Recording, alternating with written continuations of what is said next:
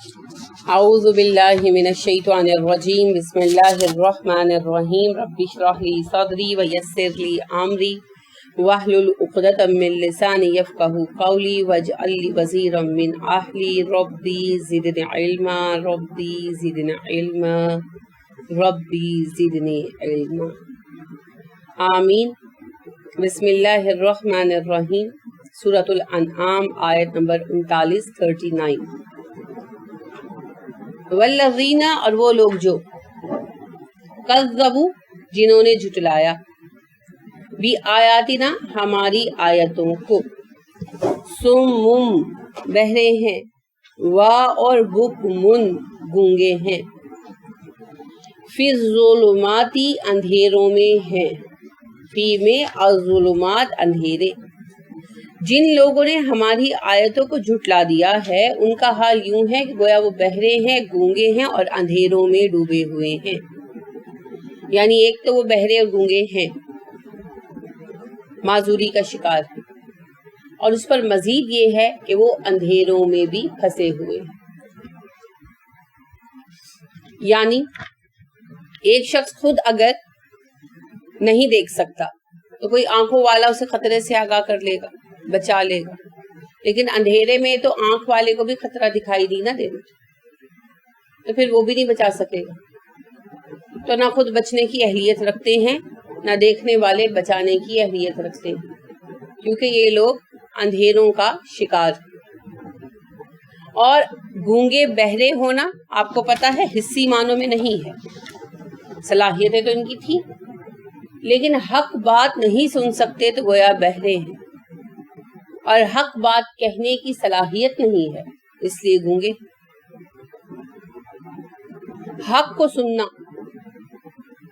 سیکھنے کا پہلا مرحلہ ہے، قرآن ہو یا حدیث ہو یا دین کی طرف آنا ہو، ابتدا تو سماع سے ہوتی ہے نا، سننے سے ہوتی ہے۔ کسی کی بات سنتے ہیں تو دین کی طرف آتے ہیں، اسی لیے شیطان سننے سے روکتا ہے۔ تو کفار مکہ کیسے روکا کرتے تھے قرآن سننے سے؟ شور مچا دیتے تھے، ہلہ کر دیتے تھے، کسی کو سننے نہیں دیتے تھے۔ تو جیسا میں پہلے بھی عرض کر چکی ہوں، سورہ نجم وہ پہلی سورت تھی جو انہوں نے باقاعدہ پوری سنی، اور اس کا اثر یہ ہوا کہ یہ سارے کے سارے سجدے میں گر گئے سب۔ اسی پر جو ہے حبشہ گئے ہوئے صحابہ کو یہ اطلاع پہنچی تھی کہ مکہ والے مسلمان ہو گئے۔ اس قدر اثر ہے قرآن۔ آج بھی یہی ہوتا ہے، جب اذان ہوتی ہے یا کوئی بات کی جاتی ہے دین کی تو کیا ہوتا ہے؟ شور شرابہ، بحث میں پڑ جاتے ہیں، بات نہیں سنتے۔ سنیں گے تو اثر ضرور آئے گا، سنیں گے تو اثر ضرور آئے گا،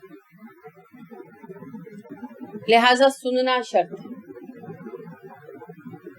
تحصیل علم کے جو 8 طریقے ہیں، حدیث کی تحصیل کے نا، حدیث سیکھنے کے 8 طریقے ہیں، ان میں پہلا طریقہ سماع ہے، سننا،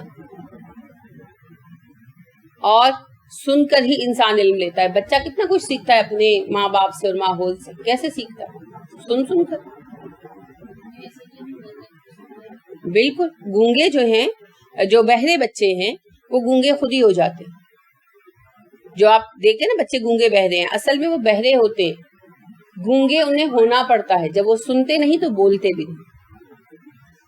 در حقیقت وہ زبان کے اعتبار سے اپاہج نہیں ہوتے، لیکن چونکہ وہ سنتے نہیں تو وہ بولتے بھی نہیں، تو سن کر سیکھا جاتا ہے۔ لہٰذا دنیا میں علم کے حصول کا پہلا طریقہ سیکھنا ہی ہے۔ تو بچے سب کچھ سن کر ہی سیکھتے ہیں، کتابیں تو بعد میں پڑھتے ہیں۔ تو آپ دیکھیے کہ جس طرح گھر کا ماحول ہے، بچے اس طرح کی زبان، اس طرح کی باتیں، اس طرح کا رویہ سیکھ لیتے ہیں، اور انہیں کوئی باقاعدہ بٹھا کر نہیں پڑھاتا۔ تو بنیادی طور پر سنتے نہیں ہیں تبھی بول نہیں پاتے، ان میں بھی مسئلہ یہی تھا، سنتے نہیں ہیں۔ جیسے آج ہم نہیں سنتے، اگر ٹی وی کے آگے بیٹھے ہیں اور کوئی چینل آ گیا جس پر کوئی اچھا پروگرام چل رہا ہے تو کیا کرتے ہیں؟ بدل دیتے، رک کر نہیں دیکھتے، یہ ہے نہ سننا۔ اسی طرح جمعے کے دن نماز پڑھنے خطبے کے بعد جاتے ہیں، خطبہ گراں گزرتا ہے، اکثر مرد حضرات جمعے کا خطبہ گزار کر آپ کہیں جاؤ تو کہتے ہیں ابھی تو خطبہ ہو رہا ہوگا، نماز کے وقت جائیں گے، نماز کتنے بجے ہونی ہے؟ یہ نہ سننا، نہیں سنتے۔ اگر آپ کوئی نصیحت کی بات کریں تو کہا جاتا ہے اچھا لیکچر ہمیں مت دو، اپنی کلاس میں دینا، ہوتا ہے نا یہ عمومی رویہ ہے مرد حضرات کا، اس لیے کہ بچپن سے ان کی تربیت میں خامی رکھی گئی، بچپن سے عورت مرد میں فرق رکھا گیا۔ گھروں میں جب قرآن خوانیاں ہوا کرتی تھیں تب بہت فیشن تھا نا قرآن خوانی کا اور ختم وغیرہ کرانے کا، تو بچیوں کو پڑھنے بٹھا دیا جاتا تھا، لڑکے دوسرے کمروں میں بیٹھ کر ٹی وی دیکھ رہے ہوتے تھے۔ تو ایک ذہن سازی ہو گئی کہ دین عورتوں کے لیے۔ اب مرد حضرات سنتے ہی نہیں، سنیں گے تو مانیں گے، اور بچیاں سن لیتی ہیں، بیٹے بھی اسی طرح کرتے ہیں، صرف شوہر ہی نہیں، یہ ہے کہ بیٹے ذرا تمیز سے انکار کر دیتے ہیں تو اس میں پھر وہ نہیں بدلتے، بھائی نہیں سنتے، بہنوں کو ڈپٹ کے چپ کرا دیتے، اس کے برعکس بہنیں بیٹیاں سن لیتی ہیں تو پھر وہ اکثر اوقات بدل جاتی ہے نا۔ اور بیٹوں کو، بھائیوں کو، شوہروں کو بدلنا مشکل ہے کیونکہ وہ سنتے نہیں ہیں۔ تو جس طرح فزیکلی ہے نا کہ جو سنتا نہیں وہ بولتا بھی نہیں، گونگا ہو جاتا ہے، اسی طرح جو ہدایت کی بات سنتا نہیں وہ زبان سے ادا بھی نہیں کر سکتا، سنے گا تو مانے گا نا۔ اچھا عمر فاروق رضی اللہ عنہ کے دل میں کتنی خیر تھی نا، سنا نہیں تو مانا بھی نہیں نا 5 سال تک، 5ویں سال میں سنا اور ایک دفعہ سن کر ہی مان لی، تو سنے بغیر کیسے مانو گے؟ سن تو لو۔ وہ اقبال بھی کہتے نا اثر کرے نہ کرے سن تو لے میری فریاد، سنو تو صحیح، کم از کم ایٹ لیسٹ بات سن تو لو۔ تو مصعب بن عمیر رضی اللہ عنہ جب مدینہ تبلیغ کے لیے گئے تو میں نے آپ سے عرض کیا کہ اسید بن خزیر جو ہیں وہ لے کر آئے سعد بن معاذ رضی اللہ عنہ، تو اسید بن حذیر کے باغ میں بیٹھے ہی تبلیغ کر رہے تھے، اسد بن زرارہ جو ہیں وہ لے کر آئے سعد بن معاذ کو۔ پہلے اسد بن زرارہ آئے، انہوں نے ان کو ڈانٹا ڈپٹا حضرت مصعب کو کہ تم کیا کر رہے ہو، ہمارے لوگوں کو بہکا رہے ہو وغیرہ۔ تو مصعب نے کہا میری بات سن لے، خالی سن لے، نہ مانے دل تو کوئی بات نہیں۔ انہوں نے بات سن لی۔ اب انہوں نے کہا کہ ایک بندہ ہے سعد، اگر وہ مسلمان ہو گیا تو بنی عبد الاشہل سارا مسلمان ہو جائے گا، تو میں اسے لے کر آتا ہوں، اگر تم اس کو قائل کر لیا تم نے تو بڑا کام کر لو گے۔ اس پر حضرت مصعب نے کہا لے آئے، وہ لے کر آئے حضرت سعد کو، تو سعد بڑے غصے میں آئے، تو وہی تو پہلے ہی ناراض تھے، وہ ڈانٹنے لگے کہ تم یہ کر رہے تم وہ کر رہے۔ حضرت مصعب رضی اللہ عنہ نے وہی بات کی کہ آپ بیٹھ کر میری بات سن لیں، اگر آپ کو میری بات پسند نہ آئی تو میں دوبارہ یہ تبلیغ ہی بند کر دوں گا۔ تو سعد اس بات پر بیٹھ گئے، انہوں نے اپنا نیزہ زمین میں گاڑا، ہاتھ میں نیزہ تھا تو بیٹھ گئے، تو بس بات سنی اور مسلمان ہو۔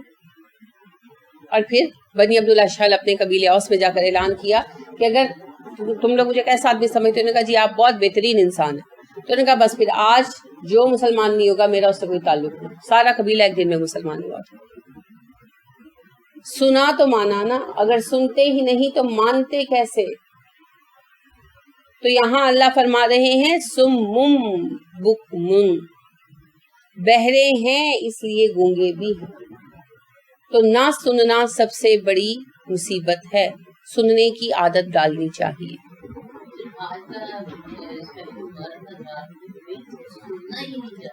بالکل صحیح کہا آپ نے، پتہ ہے کیوں؟ وہی وجہ ہے، بچپن سے تربیت نہیں کی گئی۔ بیٹیوں کی تربیت میں سموتات ڈالی گئی ہے کہ جی انہوں نے سسرال جانا ہے، انہوں نے گل سنن دی عادت ہونی چاہیے، یعنی بلکہ ناجائز بھی کسی وقت کوئی بہن یا بھائی ڈانٹ لے، خصوصاً بھائی ڈانٹ لے اور بہنیں جا کر بچپن میں کمپلین کریں تو کہا جاتا ہے کوئی بات نہیں، ناجائز بھی کہہ لیا تو کیا عادت ڈالو، تم نے آگے جانا، اگلے گھروں میں پتہ نہیں کیا کیا ہونا تمہارے ساتھ۔ تو ان کو سننے اور بات ماننے کی عادت ڈالی جاتی ہے، اور بیٹوں کو نہیں ڈالی جاتی، انہیں قدرے سرکش رکھا جاتا ہے۔ اب وہی بیٹے بڑے ہو کر ماں باپ کے لیے بھی مصیبت بن جاتے ہیں، دین کی نہیں دنیا کی بات بھی نہیں سنتے، پھر روتی ہیں مائیں۔ حالانکہ میرا مسلسل مشاہدہ ہے کہ بیٹوں اور بیٹیوں کی تربیت میں لوگ فرق کرتے ہیں۔ در حقیقت بیٹیوں کی تربیت ٹھیک ہے، ان کو سننے کی عادت ڈالیں، لیکن بیٹوں کو بھی ڈالیں، کیونکہ بیٹوں پر تو آپ کی زندگی کا انحصار ہے، وہ آپ کی بات سنیں گے، مانیں گے، تبھی آپ کے لیے فائدہ مند ثابت ہوں گے۔ اور سموتات، سننا اور ماننا، اس کی عادت سسرالوں میں جانے کے لیے مت ڈالیں، بلکہ تربیت کے لیے ڈالیں اور اصل مقصد کے لیے ڈالے کہ اللہ نے ہمیں سمینا و اطعنا کا حکم دیا ہے، سنو اور مانو، سم و طاعت کا حکم دیا گیا ہے ہمیں، تو لہٰذا بات کو سنو اور غور کرو اور درست بات کو مان لو، اس لیے کہ اللہ کے حضور جانا ہے، حساب دینا ہے، نہ کہ اس لیے سسرال جانا ہے، وہ تو جانا ہی ہے۔ تو یہ جو تربیت کا فرق ہے نا، یہ آج کل سے نہیں ہے، یہ نسلوں سے چلا رہا ہے، بڑے صغیر میں خصوصیت سے۔ اس کی وجہ سے بات یہ ہے کہ مرد حضرات کا ذہن یہ بن گیا ہے وی آر آلویز رائٹ، ہم مرد ہیں، ہم ہمیشہ صحیح، عورتیں تو ہوتی ہی ناقص العقل ہیں، ان کی کوئی بات صحیح نہیں ہو سکتی، تو لہٰذا وہ جو ہے کبھی کوئی بات سننا گوارا نہیں کرتے، اور خاص طور پر وہ بات جن میں ان کی اصلاح کی بات کی گئی، تو ہم بھی قابل اصلاح ہیں، یہ بات ان کو سمجھ نہیں آتی، اس وجہ سے یہ مسئلہ ہے جس کے درست ہونے میں وقت لگے گا، کافی وقت لگے گا۔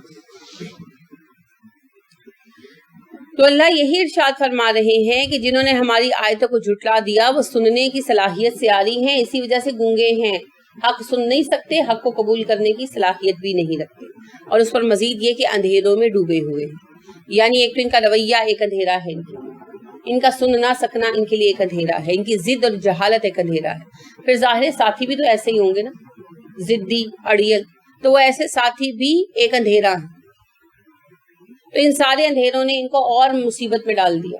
اگر آنکھوں والوں کے ساتھ بیٹھتے تو خود نہ دیکھ سکتے، آنکھوں والے ہی بتا دیتے، لیکن انہوں نے تو ساتھی بھی اپنے لیے اندھے کانے چنے، تو لہٰذا نہ یہ خود دیکھ سکتے ہیں، نہ کوئی دوسرا ان کو دکھانے والا، یہ بھٹکتے ہی رہیں گے۔ من جسے یشا چاہتا ہے اللہ یضللہ، اس کو بھٹکنے کے لیے چھوڑ دیتا ہے، جسے اللہ چاہتا ہے اس کو بھٹکا دیتا ہے یا بھٹکنے کے لیے چھوڑ دیتا ہے۔ یہ اسی معنی میں ہے جیسے میں نے پہلے عرض کیا تھا کہ اللہ کا جو فطری قانون ہے اللہ کا بنایا ہوا ہے، اس لیے اللہ ہر کام کی نسبت اپنی طرف فرماتے ہیں، ورنہ یہ مطلب نہیں کہ اللہ بالوں سے پکڑ کر گمراہ کر دیتا ہے۔ جو بات نہیں سنے گا وہ گمراہی ہوگا نا، دین کے علاوہ دنیا میں بھی۔ جیسے آپ بچے کو کہتے ہیں کہ بھائی یہ چھری سے مت کھیلو، لگ جائے گی، اب بچہ نہیں سنتا تو لگ جاتی ہے نا پھر آخری کا۔ اسی طرح اور کوئی بات کہ بھائی اجنبیوں کی بات مت سنا کرو، اجنبیوں کے ساتھ مت جایا کرو، تو جو جاتا رہتا ہے پھر نقصان اٹھاتا ہے کبھی نہ کبھی کسی نہ کسی شکل۔ تو جو بات نہیں مانے گا وہ نقصان اٹھائے گا ہی اٹھائے گا۔ دو طرح کے لوگ ہیں، ایک وہ جو بیچارے معذور ہیں تو وہ ویسے نقصان اٹھا جاتے ہیں آواز نہ سن سکنے کی وجہ سے، اور جو جان بوجھ کر نظر انداز کرتے ہیں وہ ویسے نقصان اٹھاتے ہیں۔ لہٰذا بات یہی ہے کہ جو بندہ انکار کرے گا بات کو سننے سے اور بات نہیں سنے گا، سن کر انسنی کر دے گا، اس سے نقصان اٹھانا ہی اٹھانا ہے، وہ اس سے گمراہ ہونا ہی ہونا۔ اس میں اللہ رب کریم کی خاص کوئی حکمت یعنی حکم نہیں ہے اللہ کا خاص، یہ فطری قانون ہے۔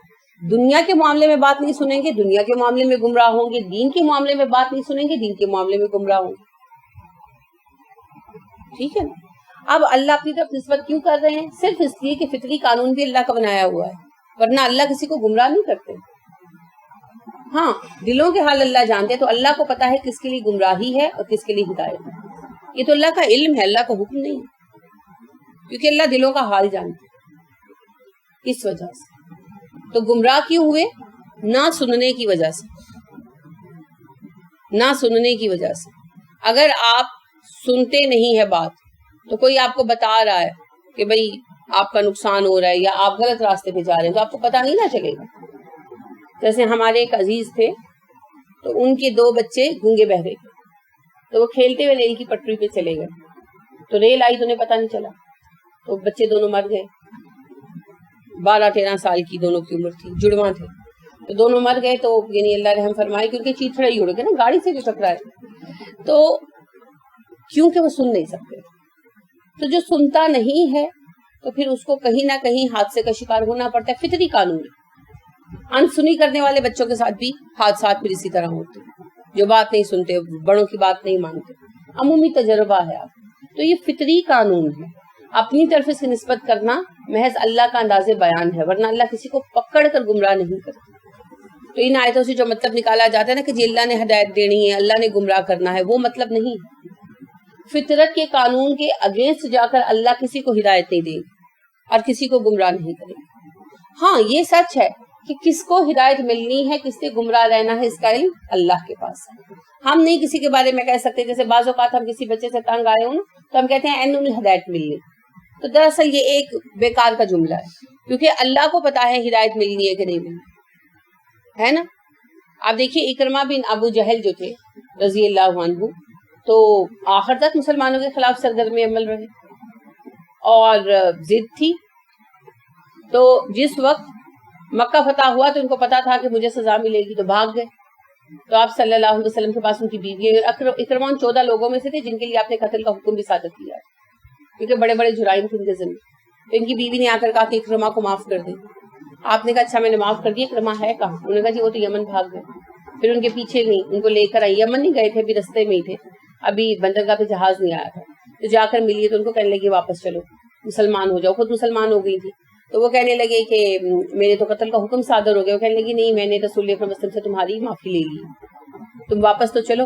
تو بہرحال اکرمہ ان کے سمجھانے پر واپس آئے. تو رسول اکرم صلی اللہ علیہ وسلم ان کے آنے سے اتنے خوش ہوئے کہ مسجد میں کعبہ کی بیٹھے تھے, تو آپ ان کے آنے سے اٹھے تو بے خودی میں چادر گر گئی, آپ کو پتہ نہیں چلا, اور آپ بڑے خوش تھے اور آپ کہہ رہے تھے کہ سوار ہو کر جانے والے تیرا واپس آنا مبارک ہو. پھر اکرمہ مسلمان ہوئے اور ماشاءاللہ دین کے لیے بہت کام کیا اور بہت سعید ثابت ہوئے مسلمانوں کے لیے. بہت بڑا نام ہے مسلمانوں کا اکرمہ رضی اللہ. تو بات یہ ہے کہ اللہ نے کسی کے لیے ایک تو قسمت میں نہیں لکھ رکھا کہ یہ گمراہ ہے اور یہ ہدایت یافتہ ہے. اللہ اپنے علم سے جانتے ہیں کہ گمراہی کو قبول کرے گا, ہدایت کو قبول کرے گا. حکم نہیں لکھ رکھا. اگر اللہ نے حکم لکھ رکھا ہو کہ مسٹر اے نے جہنم میں جانا ہے, مسٹر بی نے جنت میں, تو پھر فیصلے کا حساب کتاب کو تو سوال ہی نہیں بنتا ہے نا. وہ تو پھر اللہ کی تقدیر ہو گئی. اصل بات یہ ہے کہ اللہ رب کریم اپنے علم کی بنا پر جانتے ہیں کہ مسٹر اے نے مرتے وقت تک ہدایت قبول نہیں کرنی اور مسٹر بی نے کر لینی. ٹھیک, تو ایک بندہ جیسے اکرمہ رضی اللہ عنہ, میں آپ سے یہی عرض کر رہی ہوں کہ انہوں نے مسلمانوں کے خلاف اتنی سرگرمی دکھائی کہ فتح مکہ کے موقع پر 14 افراد کے متعلق رسول اکرم صلی اللہ علیہ وسلم نے قتل کا حکم صادر کیا, جن میں سے پھر 4 کو قتل کیا گیا, 10 کو آپ نے معاف کر دیا.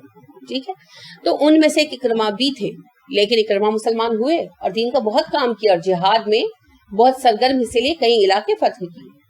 تو کون جانتا تھا کہ اکرمہ دین کے لیے اتنے سودمند ثابت ہونے والے. تو کسی کے بارے میں یہ نہیں کہا جا سکتا کہ اس کو ہدایت نہیں ملی, یہ صرف اللہ جانتا. یہ تو رسول اکرم صلی اللہ علیہ وسلم بھی نہیں جانتے. ٹھیک ہے, کس کو ہدایت ملے گی اور کس کو نہیں ملے گی یہ اللہ کا علم ہے. اور ہدایت کا اور گمراہی کا فیصلہ فطری قانون کے تقاضوں کے تحت ہوتا ہے. یہ کوئی اندھا کانا فیصلہ نہیں ہے کہ جس کا مجھے دل چاہے میں ہدایت دے دوں, جس کو مجھے دل چاہے میں گمراہ کر دوں, ایسے نہیں. ٹھیک ہے, اس بات کو میں بار بار واضح کرتی ہوں, اس کو اچھی طرح سمجھ لیجیے. ومن, جس کو یشا چاہتا ہے, یجعلہ کر دیتا ہے اس کے لیے, ہو ضمیر ہے, یجعل دیکھیے کیا تھی اصل شکل یجعل کی, جعل, اور یجعل کی اصل شکل کیا تھی, جعل تو اس کی بنیادی شکل ہے نا. یجعل کیسے پڑھا جاتا ہے, یجعلو پیش ہوتا ہے نا, پیش ڈراپ کیوں ہوا, ہو کی ضمیر لگانے کے لیے, یہ یجعلو ہی ہے. ٹھیک ہے, یہ ضمیر ساتھ اٹیچ کرنے کے لیے یجعلہ, مشکل ہے نا پڑھنے میں, تو عربی کے قواعد ہے کہ پڑھنے میں اور لکھنے میں آسان ہونی چاہیے, تو اس وجہ سے لام کو سائلنٹ کر دیا. یجعل, ال کا مطلب وہی ہے جو یجعلو کا. کیا مطلب ہے یجعلو کا, وہ کرتا ہے, وہ بناتا ہے. اصل میں بنانا ہی معنی ہے, لیکن خلق کا مطلب ہوتا ہے حصی تخلیق کرنا, اور جعل کا معنی ہوتا ہے غیر حصی تخلیق, یعنی کوئی محسوس چیز نہیں بنائی جاتی, دل میں خیال پیدا کیا جاتا ہے, ارادہ بنوایا جاتا ہے, تربیت کی جاتی ہے, تو غیر حصی معنوں میں آتا ہے. یجعلہ بناتا ہے وہ اس کو, علی اوپر, صراطن راستہ, مستقیم سیدھا, صراطن مستقیمن کو صراطن مستقیمن کس نے کر دیا, علی نے. کیوں کیا, حرف جر ہے. حرف جر کیا کرتا ہے, کس کو, اپنے سے اگلے کس کو؟ اسم کو یا فعل کو؟ اسم کو. اور یہ اب علی صراط مستقیم کیا ہے؟ یہ ترکیب مرکب جاری. شاباش. ومن جس کے لیے یشا وہ چاہتا ہے، یجعلہ کر دیتا ہے اس شخص کے لیے علی صراط مستقیم سیدھا راستہ طے. جس کو وہ چاہتا ہے اسے سیدھے راستے کی ہدایت دے دیتا ہے یا اسے سیدھے راستے پر چلنا آسان کر دیتا ہے، اس کے لیے سیدھا راستہ بنا دیتا ہے. وہی بنیاد ہے اللہ کا علم حقیقی اور بندے کا عمل. فطری قوانین کے تحت کسی کو چنا جاتا ہے. اللہ رب کریم دوسروں کے کام کو نظر انداز کر کے کسی کو نہیں چھوڑتا. یہ اس طرح نہیں ہے کہ تقدیر میں لکھ دیا گیا کہ فلان جنتی ہے فلان جہنمی ہے، ایسا نہیں ہے. بلکہ اصل بات یہ ہے کہ اللہ اپنے علم حقیقی کی بنا پر جانتے ہیں کہ کون صحیح کام کرے گا اور کون غلط کام کرے گا، کون جنت کا اہل بنے گا فائنلی اور کون جہنم کا اہل بنے گا. تو اس وجہ سے تقدیر میں لکھ دیا جاتا ہے. وہ جو کہا گیا نا حدیث مبارکہ ہے کہ بچے کی صورت بننے سے پہلے 4 باتیں لکھ دی جاتی، اس کی عمر کتنی ہے، اسے مرنا کہاں ہے، اس کا رزق کتنا ہے، اور وہ جنتی ہے یا جہنمی. تو یہ اللہ کا فیصلہ نہیں ہے، یہ اللہ کا علم ہے. تقدیر اصل میں اللہ کا علم ہے، ہم پر فیصلے نافذ نہیں کیے گئے. ٹھیک، ہم اپنی مرضی اور آزاد ارادے کے ساتھ کام کرتے ہیں. اگر آزاد ارادہ نہ ہو تو حساب کتاب کا تو سوال ہی نہیں آتا. ایسے ہی ہے. لہذا یہ سب کچھ اللہ کا علم ہے. تقدیر بمانے اندازہ، ایسٹیمیٹ. میں پہلے بھی اس کی مثال عرض کر چکی ہوں. یہ ایسے ہے کہ آپ ایک بچے پڑھا رہے ہوتے ہیں کلاس میں، تو آپ کو اندازہ ہوتا ہے کہ بچہ فیل ہو جائے گا اور وہ بچہ فیل ہو جاتا ہے، تو یہ آپ کی بنائی ہوئی تقدیر ہے، آپ کا علم ہے. بھائی آپ استاد ہیں، آپ کو پتا ہے. حالانکہ امتحان میں ابھی 2 مہینے پڑھے 3 مہینے پڑھے، مگر آپ کو پہلے ہی پتا ہوتا ہے یہ بچہ فیل ہو جائے گا، اور کسی بچے کے بارے میں آپ کو یقین ہوتا ہے یہ پوزیشن لے گا، اور وہ پوزیشن لیتا ہے. حالانکہ امتحان میں بڑا وقت پڑا ہوتا ہے، پیپر بھی نہیں بنے ہوتے ابھی. آپ کے علم کی بنیاد پر آپ اس کے رویے سے جان لیتے ہیں نا. تو اللہ کریم تو علیم ہے حقیقی معنوں میں. لہٰذا اللہ کو ہماری کارکردگی کے بغیر ہی پتا ہے، دیکھے بغیر پتا ہے کہ فلک ناز کیا کرنے والی ہے، اپنے لیے جہنم کا رستہ سیدھا کرے گی کہ جنت کا سیدھا کرے گی. ٹھیک ہے، بس یہی ہے تقدیر کی حقیقت. ہم مجبور محض نہیں ہیں اور نہ ہی ہم مختار کل ہیں. کچھ جگہوں پر ہماری راستے بند کر دی جاتے ہیں، جہاں ہم انسانیت کے لیے خطرناک ہو جاتے ہیں نا، وہاں پھر اللہ ہمارے لیے راستے بند کر دیتے ہیں. ایک خاص حد سے آگے بڑھنے کی اجازت نہیں ملتی ہمیں، لیکن ہمیں پابند بہرحال نہیں کیا گیا. تو اللہ پھر جس کے لیے منتخب کرتے ہیں، کیسے منتخب کرتے ہیں؟ دل کی حالت پر، نیت پر، پھر اسے سیدھا راستہ دکھا دیتے ہیں. جیسے مکہ والے سارے کے ساتھ عذاب مانگتے رہے، ہے نا، اور بعض اوقات صحابہ کرام رضی اللہ عنہم علیہم اجمعین بھی دعائیں مانگتے تھے کہ اللہ فیصلہ کر دے، مگر اللہ کریم نے نہیں کیا. حدیبیہ کے موقع پر بھی جنگ کی اجازت نہیں دی، اور مکہ فتح ہوا، اور پھر اگلے 2 سالوں میں سارے مکہ والے مسلمان ہو گئے. اکثریت تو فتح مکہ کے موقع پر ہی ہو گئی تھی، جو تھوڑے بہت بچے تھے وہ اگلے سال میں ہو گئے. تو جنہوں نے مجبوراً بھی اسلام قبول کیا تھا، اپنے علاقے کو نہ چھوڑنے کی خاطر، خاندان کو نہ چھوڑنے کی خاطر، وقت کے ساتھ ساتھ ان کے دلوں میں بھی اسلام بس گیا.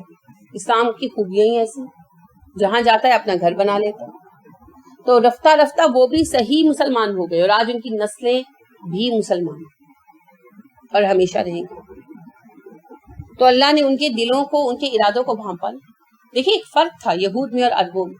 یہود سب کچھ جانتے ہوئے بددیانتی کرتے تھے، اور عرب اپنے دین کو حق سمجھ کر اس کے اوپر کھڑے تھے. ان کو 2 باتیں دین کے، اسلام کے قبول کرنے سے روکتی تھی. ایک یہ کہ وہ کہتے تھے ہمارے باپ دادا کا دین صحیح ہے، دل سے کہتے تھے، اور دوسرا قوم پرستی. یہ 2 چیزیں روکتی تھی. باقی جو کچھ تھا کھلا تھا. دشمن تھے تو سامنے تھے، دوست تھے تو سامنے. ان کے دل کی اسی حالت کی بنا پر ان کو منتخب کیا گیا، کیونکہ جب وہ مسلمان ہوئے تو پھر دل سے ہوئے. جیسے اکرمہ رضی اللہ عنہ کا میں نے آپ سے عرض کیا کہ شدید کوششیں کی اسلام کے خلاف، تو مسلمان ہو گئے تو جہادوں میں شریک رہے، ایک کے بعد ایک جہاد. تو روم کے جہاد پر تھے اور خالد ہمراہ تھے. تو اکرما دونوں ہاتھوں میں تلوار لے کر صفوں میں گھس گئے. تو خالد نے روکا. خالد نے کہا اکرما اس طرح تو تم مارے جاؤ گے. تو اکرما کہنے لگے اللہ کی قسم خالد مجھے یہ منظور نہیں کہ جب اسلام کے خلاف جنگ ہوتی تھی تو میں سرگرمیاں دکھاتا تھا، اور آج جب میں اللہ کی راہ میں لڑ رہا ہوں تو اپنی جان کی پرواہ کروں. اور اکرما آخرکار شہید ہوئے. اسی طرح ہند بنت عتبہ زوجہ ابو سفیان، ان کے بارے میں آپ جانتے ہیں کتنی سرگرم تھی اسلام کے خلاف، اور حضرت حمزہ رضی اللہ عنہ کے قتل کے لیے پیسے دیے تھے باقاعدہ انہوں نے. بعد میں مسلمان ہو گئے. تو جب غزوہ پیش آیا ایک، تو اس میں ابو سفیان بھی شریک تھے، خواتین میں ہند بھی ساتھ گئی ہوئی تھی. تو مسلمانوں کے پیر اکھڑ گئے جنگ کے دوران، تو پیچھے ہٹے. تو ہند جو ہے نا وہ ایک میخ نکال کر کھڑی ہو گئی. تو ابو سفیان کو کہنے لگی کہ اگر تم پیچھے ہٹے تو میں تمہارا سر پھاڑ دوں گی. جب اسلام کے خلاف جنگیں ہوتی تھی تب تو سب سپاہ سالار بن کر جاتے تھے، اور آج جب اللہ کی راہ میں جنگ کرنے کا وقت آ رہا ہے تو تم پیچھے ہٹ رہے ہو. حالانکہ صرف ابو سفیان نہیں ہٹے تھے، جیسے جنگ کے ریلے میں ہوتا ہے نا قدم اکھڑ جاتے ہیں، تو وہ پورا گروہ ہی اس وقت پیچھے ہٹ رہا تھا اس سائڈ کا. لیکن ہند جو ہے انہوں نے اپنے شوہر کو یہ کہا. ان کے دیکھیں کہ یہ ہے بات کہ دل کے اندر خیر تھی نا، اتنی خیر تھی کہ انہوں نے پھر اپنی زندگیاں دین کے لیے وقف کر دی، پوری زندگیاں لکھا دی. تو پھر ایسے لوگوں کے دلوں کے حال کی بنا پر اللہ ان کے لیے ہدایت لکھ دے، کیونکہ اللہ جانتا ہے کہ یہ ہدایت کے لائق ہیں، صرف یہ شیطان کے پھندے میں پھنسے. تو اسی لیے اللہ فرماتے ہیں کہ میں جس کے لیے چاہتا ہوں صراط مستقیم کا فیصلہ کرتا ہوں. تو ہدایت اللہ کے ہاتھ میں ہے. کس معنی میں؟ ہمارے اعمال اور ہمارے دل کی کیفیت کے مد نظر اللہ ہمارے لیے فیصلہ کریں گے. اس معنی میں نہیں کہ ہم غلط کرتے چلے جائیں کھل دل کر اور یہ یقین رکھیں کہ اللہ ہمیں ہدایت دے دیں گے جب چاہیں گے. یوں نہیں ہوتا. ہدایت ہمارے اعمال اور نیت کی بنا پر ملتی ہے، لیکن اس کا فیصلہ اللہ کرتے ہیں، انسان نہیں کرتے، انبیاء بھی نہیں کرتے. ٹھیک ہے، یہ بات واضح ہوئی. اس کے دو پوائنٹ ہیں. ایک یہ کہ کوئی کسی کو ہدایت نہیں دے سکتا کہ جی فلاں کسی کو ولی بنا دے. جیسے جی عبد القادر جیلانی کے بارے میں کہا جاتا ہے کہ جی انہوں نے چور کو کتب بنا دیا، کیونکہ کتب مر گیا تھا، کتب کی ضرورت تھی. تو ایک چور نظر آیا تو چور کو کتب بنا دیا. اچھا کوئی نیک آدمی نہیں بچا تھا؟ اتنی مشقت کی کیا ضرورت؟ ایک اگر سسٹم چل رہا ہے تو کوئی لیجیبل آفیسر سیکنڈ نہیں تھا. سوچنے کی بات ہے نا. اگر آپ کا کوئی گیزیٹڈ آفیسر مر جائے، اللہ نہ کرے مر جائے، تو آپ کسی ان پڑھ دیہاتی کو جعلی ڈگری جاری کر کے بنا دیں گے اگلا نیکسٹ گیزیٹڈ آفیسر، یا کسی جونیئر آفیسر کو ترقی دے کر بنائیں گے؟ ان کو بنائیں گے نا. تو جی اس وقت کوئی اگلا ولی کتب بننے کے لائق نہیں تھا، جو انہوں نے ایک چور کو ہی پکڑ کے کتب بنا دیا. کیا ضرورت تھی یہ جال سازی کرنے کی؟ لیکن اس میں سے بھی سب سے اہم بات یہ ہے کوئی کسی کو ہدایت نہیں دے سکتا. اللہ رب کریم ارشاد فرماتے ہیں نبی صلی اللہ علیہ وسلم آپ جسے چاہیں ہدایت نہیں دے سکتے، ہدایت تو اللہ جسے چاہتا ہے دیتا. تو پھر کوئی غوث، اول تو غوث کوئی ہوتا ہی نہیں ہے. غوث کا تو لفظ انتہائی شرکیہ ہے، کیونکہ غوث کا کیا مطلب ہے؟ مدد کرنے والا. اور غوث الاعظم کا مطلب ہے سب سے بڑا مدد کرنے والا. تو اللہ کریم کہاں ہے؟ اور آپ روز ہر نماز کی ہر رکعت میں کیا عہد کرتے ہیں؟ ایاک نستعین، اللہ مدد ہم صرف تجھ سے مانگیں گے، صرف تجھ سے. تجھ سے مدد نہیں مانگتے کہا گیا. نستعین کا کہا جاتا تو مطلب ہوتا تجھ سے مدد مانگتے. کہا گیا ایاک نستعین، ہم صرف تجھ سے مدد مانگتے ہیں، صرف تجھ سے. تو وہ صرف تجھ سے کا پاس بھی تو رکھیں. تو لہٰذا غوث کسی کو ماننا اور کسی کو غوث الاعظم ماننا یہ سب شرک. لہٰذا میرا تو کہنے کو بھی محاورہ تنین کے اس بیان میں بھی دل نہیں چاہتا. تو عبد القادر جیلانی علیہ الرحمہ کے بارے میں جو کہا جاتا ہے، اگرچہ یہ بات انہوں نے نہیں کہی، ان کے بارے میں گھڑی گئی، تو یہ بالکل جھوٹی بات ہے. کیونکہ اللہ ہدایت دے سکتے ہیں، اللہ بدل سکتے ہیں، کوئی کسی کو نہیں بدل سکتا. اگر کوئی کسی کو بدل سکتا نا، کسی کے اختیار میں ہوتا، تو رسول اکرم صلی اللہ علیہ وسلم کسے بدلتے؟ ابو طالب کو. ابو طالب سے آپ کو اتنا پیار تھا اور ابو طالب نے آپ سے اتنی محبت فرمائی تھی بحیثیت چچا کہ آپ صلی اللہ علیہ وسلم کے بس میں ہوتا نا تو کسی طرح انہیں کلمہ پڑھا دیتا ہے نا، کسی طرح پڑھا دیتا. کہ ابو طالب جب مرے ہیں تو آپ صلی اللہ علیہ وسلم پہاڑی پر اپنے گھر کے آگے کھڑے رو رہے تھے جنازے میں شریک نہیں ہوئے کیونکہ آپ نبی تھے, آپ کسی کافر کے جنازے میں شریک نہیں ہو سکتے تھے. لیکن کسی طرح اگر کسی بندے کو ہدایت دینا ممکن ہوتا نا تو آپ ابو طالب کو ضرور مسلمان کر لیتے, ضرور مسلمان کر لیتے, لیکن نہیں ہو سکا, نہیں ہو سکا. تو پھر ہدایت اللہ کے بس میں, اور اللہ فیصلہ کرتا ہے نیتوں کی بنا پر, اور نیت کون جانتا ہے؟ صرف اللہ. تو نیتوں پر شک نہ کیا کریں, کیونکہ اللہ رب کریم نے فرمایا گمان نہ کیا کرو. وَأَكْثَرَ الظُّنِّ مِنَ الْإِثْمِ, کیونکہ اکثر تمہارے گمان گناہ ہوتے ہیں. کہ ایک دوسرے کے بارے میں جو شکوک و شبہات دلوں میں آتے ہیں, یہ ایسا ہے, یہ ویسا ہے, یہ شیطان کی طرف سے ڈالے ہوئے وہم ہوتے ہیں. کیونکہ شیطان کو سب سے زیادہ برا یہ لگتا ہے کہ مسلمان ایک مرکز پر اکٹھے ہوں, چاہے وہ دو ہی ہوں. تو بہت سارے مسائل محض غلط فہمیوں کی وجہ سے ہوتے ہیں. جب تک کسی بات کا ثبوت نہ ملے, جب تک کسی کے متعلق حتمی ثبوت حاصل نہ ہو, ہمیں کیا کرنا چاہیے؟ اچھا گمان. کیونکہ اللہ نے ہمیں حکم دیا نا سورہ نور میں, آپ نے رمضان میں شارٹ پڑھا ہے مگر پڑھا تو ہے, کہ اللہ رب کریم نے ارشاد فرمایا کہ اگر تمہارے پاس اطلاع آئی تھی مومنوں کے بارے میں, تم نے اچھا گمان کیوں نہیں کیا؟ تو ہم تب تک اچھا گمان کرنے کے پابند ہیں جب تک ہمیں ثبوت نہ مل جائے. ٹھیک ہے, تو اس لیے جلد رائے مت قائم کیا کریں, جلد رائے مت قائم کیا کریں, موقع دیا کریں, چھوڑ دیا کریں. ٹھیک ہے.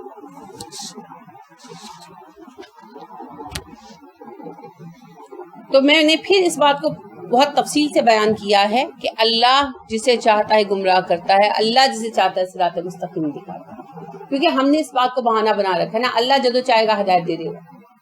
بے شک ہدایت اللہ کے ہاتھ میں, مگر ہدایت کا انحصار ہمارے دل پر. ہم دل کو درست کریں گے تو ہدایت پائیں گے.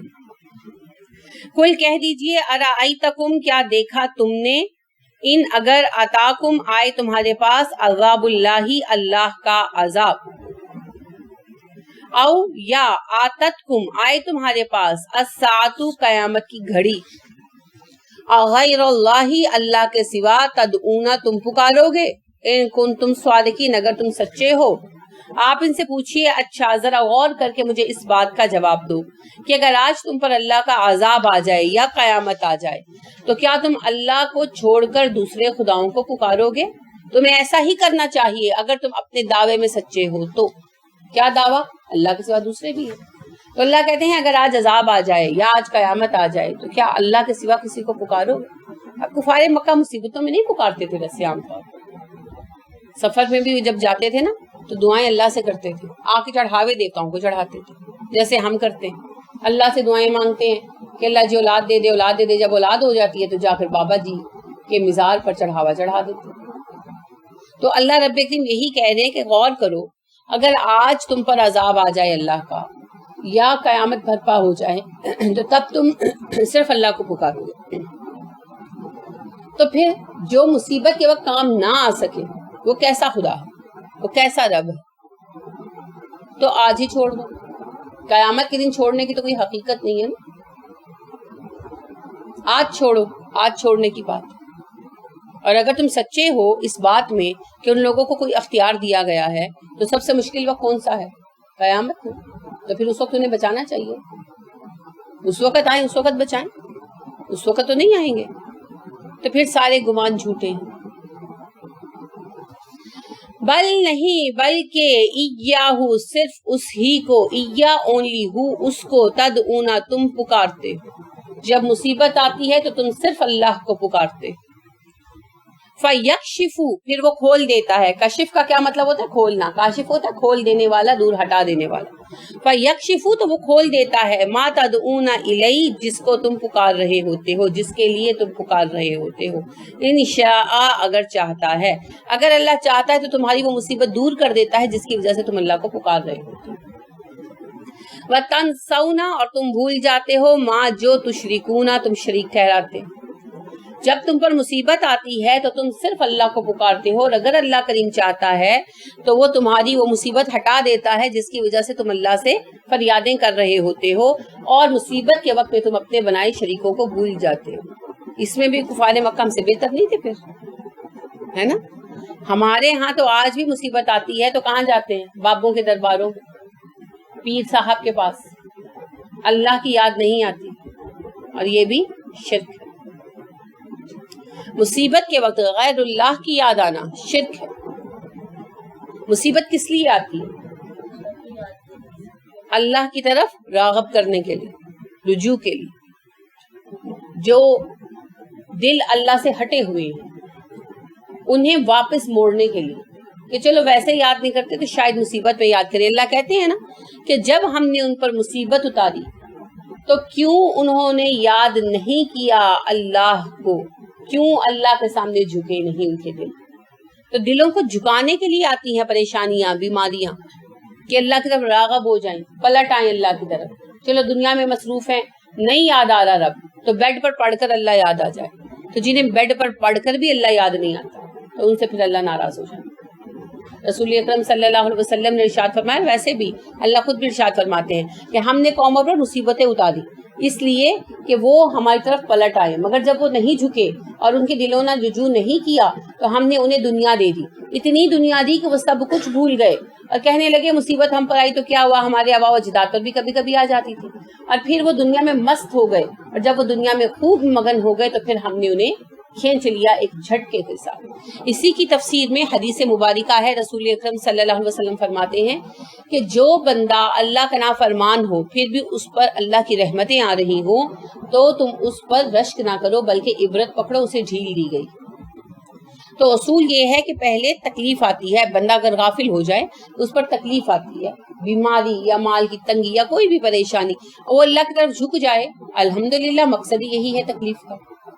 اور اگر وہ بالکل نہ جھکے اور توجہ ہی نہ دے اور اس کے باوجود شرک میں اور برائیوں میں مبتلا رہے تو پھر اللہ کریم اس بندے سے ناراض ہو جاتے. اور ناراضگی کا پتہ طریقہ کیا ہوتا ہے؟ چھوڑ دیتے، جہاں چاہتے ہو چلے جاؤ، چھوڑ دیا میں. اب دنیا ملتی ہے، نعمتیں ملتی ہیں، کامیابیاں ملتی ہیں، جیسے آج